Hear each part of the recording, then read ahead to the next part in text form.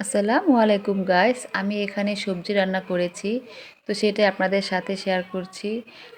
তো শীতের দিনে অনেক রকমের সবজি পাওয়া যায় আর দামটাও খুবই কম থাকে। তো এজন্য অনেকগুলো সবজি রান্না করে নিলাম। তোমরা এরকম শীতের মধ্যে অনেক সবজি রান্না করে খেতে পারো। তো এখানে আমি কয়েক রকমের সবজি নিয়েছি। এখানে নিয়েছি মূলা, তারপরে ফুলকপি, সিম, আলু, টমেটো দিয়েছি, তারপর লাউ দিয়েছি, মিষ্টি কুমড়া দিয়েছি, মসুরের ডাল দিয়ে আমি সবজিটা রান্না করছি। তো সমস্ত সবজিগুলো আমি একসাথে বসিয়ে দিয়েছি আদা রসুন বাটা, মশলা, লবণ দিয়ে। তারপরে আমি এটাকে বাগার দিয়ে নিয়েছি। তো বাগারের সময় আমি একটু পাঁচফোড়ন দিয়ে বাগার দিয়েছি। পাঁচফোড়ন দিয়ে সবজি বাগার দিলে আমার কাছে খেতে খুবই ভালো লাগে। লাস্টে একটু ধনিয়া পাতা দিয়ে দিলাম। তো আমার সবজি রান্না করা কমপ্লিট, আমার একটু পরেই নামিয়ে নেব।